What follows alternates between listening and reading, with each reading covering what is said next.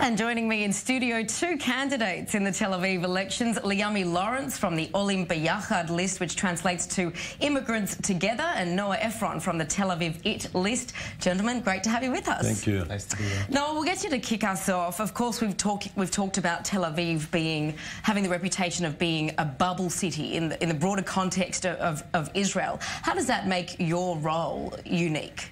Well, I don't think that Tel Aviv is a bubble. Tel Aviv is an ecosystem unto itself, and it is different than other parts of the country. But Tel Aviv is this exquisite community of communities, of Arabs and Jews, of Russians and of Ethiopians and of people who are born here, Americans like me, of religious people and secular people.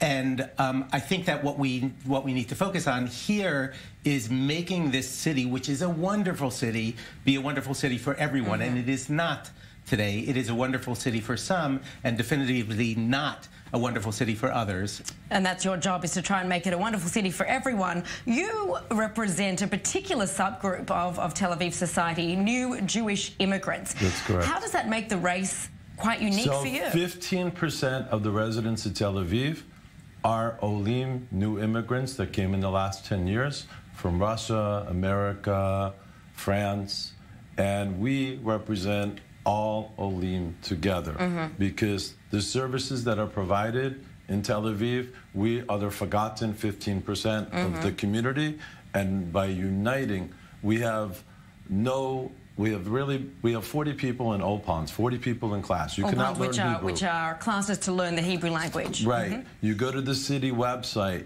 they only have Hebrew, Arabic, and they just put up a little bit of English just now. What happens if you're Russian, French, Spanish, Portuguese? You're out of luck. You don't know the services, you don't know what's going on in the city.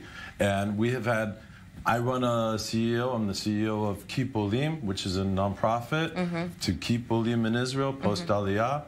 And we've had 8 overdoses in Keep Olim. Wow.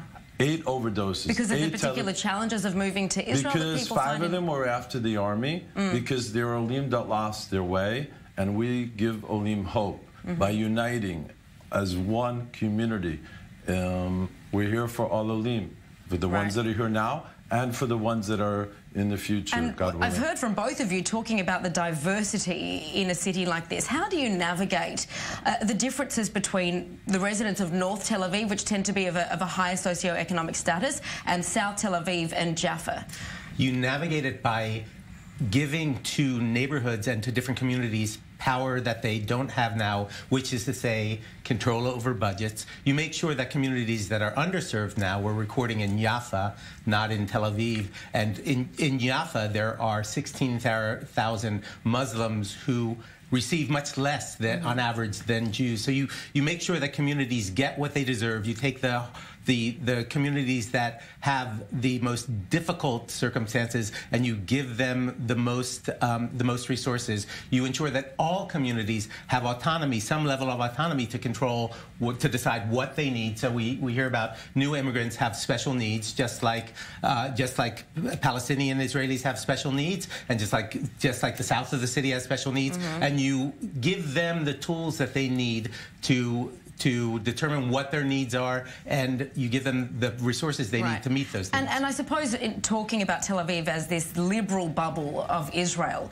how does it contend with, say, federal laws, like the nation-state law, or even the supermarket Sabbath law, which means that across the country on the Sabbath supermarkets are closed, where a city like Tel Aviv has a very different mentality around that, wanting them to be open. So how do you bridge the gap between, say, federal laws and what Tel Aviv wants as quite a different community? I think Tel Aviv has its own laws, and they've tried to enforce the national laws in Tel Aviv, and I think the status quo is fine.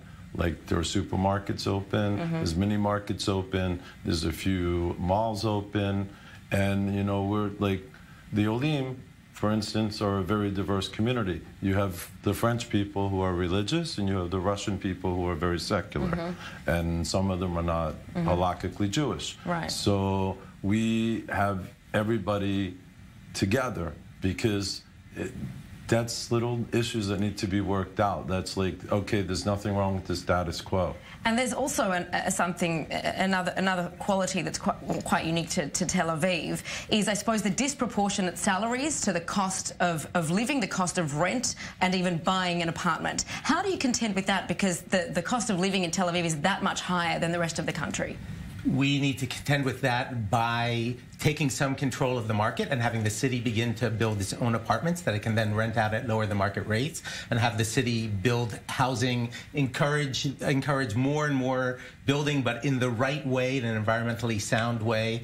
We need to give preference to certain people, to teachers and to social workers and to people whose salaries would never allow them to live in the city. My daughter grew up in the city. She plans to become a teacher, and she could never live here, and that's just not right. Well, Tel Aviv is the 9th most expensive city in the world. The 9th most expensive city. Right. And the salaries, okay, the average salary is $18,000 a year. Now, how could you just, like, it doesn't mix. It's so unbelievable. Tel Aviv is losing so many people. The rich are moving in, the poor are moving out. Well, your roles are certainly important, and of course, Tel Aviv is encouraged to head to the polls on October 30th. Everyone's given the day off, so no excuses this time.